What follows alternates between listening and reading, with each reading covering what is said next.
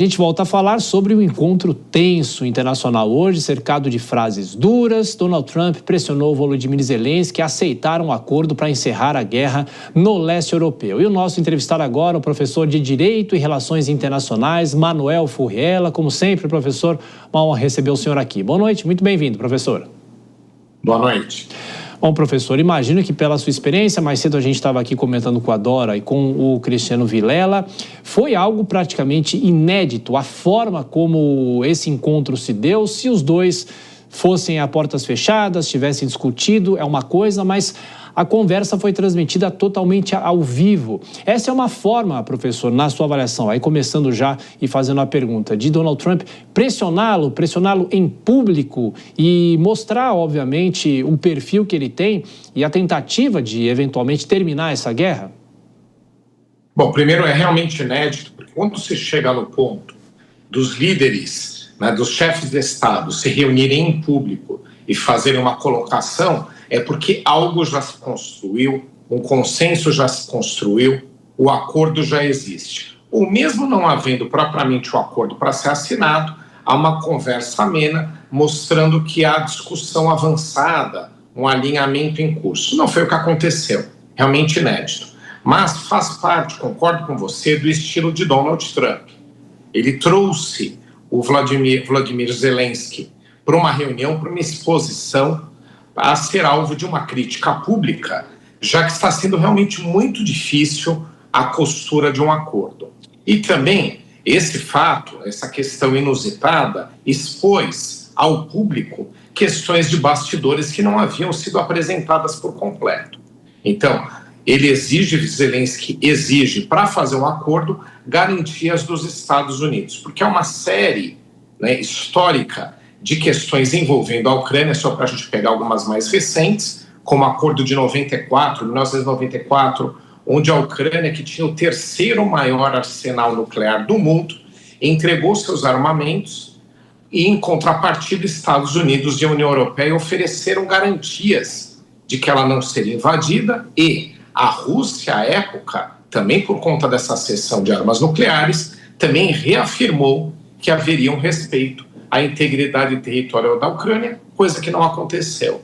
E aí vieram outras situações e também ali a perda do território da Crimeia, onde novamente não houve respeito aos acordos, e por fim a invasão. Então a Ucrânia tem muitos receios em relação a fazer uma composição sem que efetivamente os Estados Unidos garantam que não vai haver uma nova invasão ou um desrespeito do armistício pela Rússia.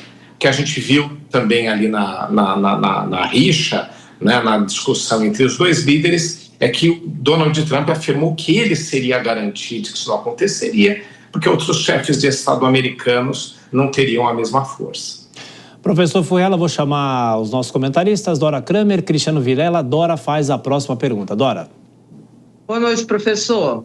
O que a gente pode esperar em termos de desdobramento diante desse episódio inusitado que contraria qualquer regra, não digo nem de relações internacionais, mas de civilidade, e principalmente em relação à força, à condição objetiva que a Europa tem, na verdade, de reagir à altura a essa ofensiva do Trump?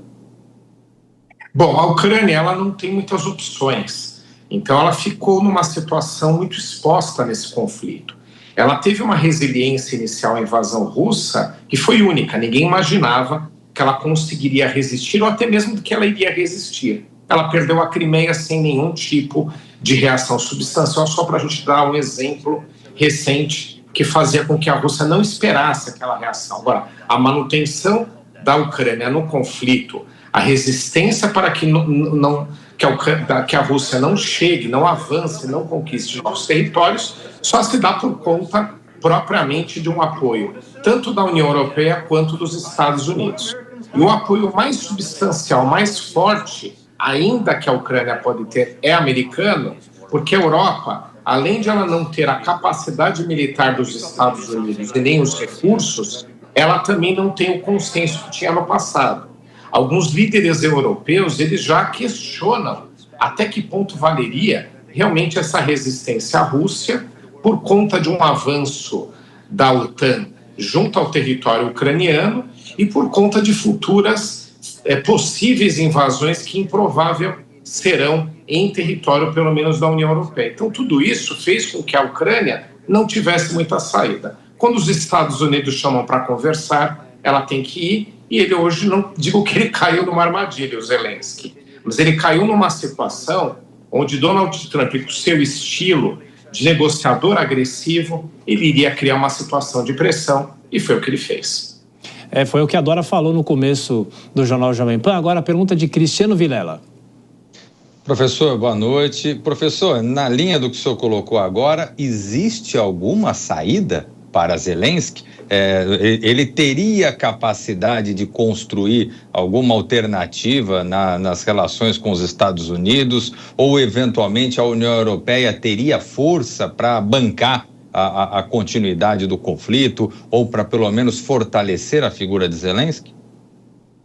Ótimo ponto. Então, a alternativa que cabe à Ucrânia propriamente é conseguir ser suprida pela União Europeia daquilo que não vai vir mais dos Estados Unidos. Os Estados Unidos têm uma questão de falta de fôlego financeiro para continuar no conflito, já investiram cerca de 160 bilhões de dólares, não os 350 que Trump disse, que ele colocou na conta o que a Europa pôs também. A gente já imaginava, por conta do estilo dele de mais agressivo, de negociação que ele segue. Mas, de qualquer forma, a União Europeia, agora, para suprir, tem um problema, e mais, a União Europeia, por conta da Inglaterra e da França, a União Europeia, a Inglaterra não está mais na União Europeia, mas nesse caso está junto, propriamente prometeu até envio de tropas para dentro da Ucrânia, o que é improvável, porque ela seria partícipe e não apoiadora da Ucrânia. É outro jogo. Mas a Ucrânia ainda precisa dos Estados Unidos, não só pelo fôlego financeiro, porque sabe que a partir de lá é que tem um canal com o Kremlin para conversar, e não pela Europa. Professor Manuel Furrella, mais uma vez, obrigado pela gentileza, professor de Relações Internacionais. Um bom carnaval, a gente volta a se falar sempre. Professor, um abraço. Bom final de semana.